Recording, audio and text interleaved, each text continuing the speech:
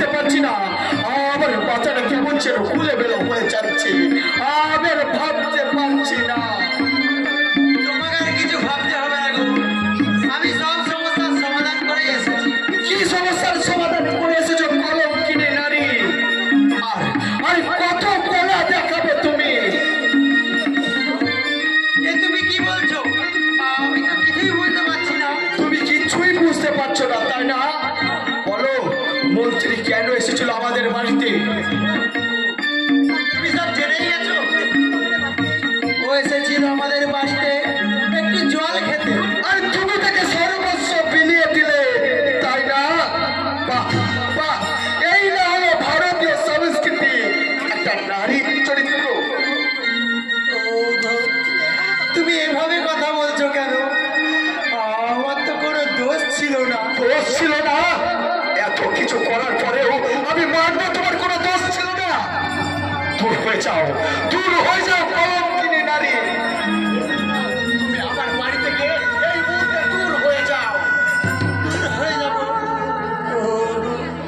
তুমি একটিবার আমার মুখের দিকে তাকিয়ে দেখো তো আমার মুখে কোনো কলঙ্কের ছাপ আছে কিনা না না আমি তোমার কোনো কথাই শুনতে চাই না তুমি এই মুহূর্তে আমার বাড়ি থেকে বেরিয়ে না গেলে আমি তোমাকে গলা ধাক্কা দিয়ে বের করে দিতে বাধ্য হব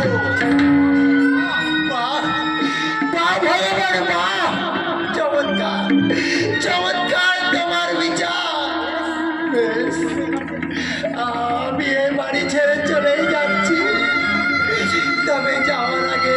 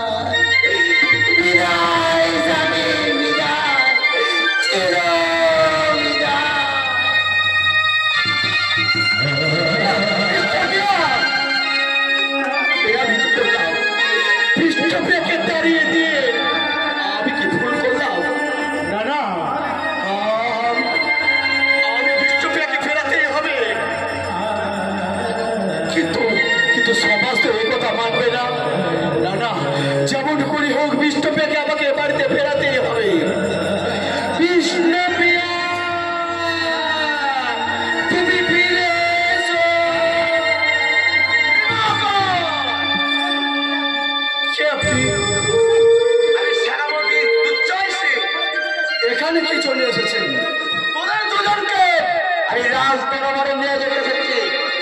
ওর স্ত্রী কোথায়? ডাক ওকে। ও তো এই বাড়িতে নেই, আমি ওকে এই বাড়ি থেকে বের করে দিয়েছি। মিথ্যা কথা, বল ওকে কোথায় লুকিয়ে রেখেছিস? আমি সত্যি বলছি, ও এ বাড়িতে নেই, আর থাকলে আমি বলতাম না। বলবি না? তাহলে তুই চল ওই রাজ দরবারে। যদি না যাই তাহলে তোকে আমি বেঁধে নিয়ে যেতে বাধ্য হব।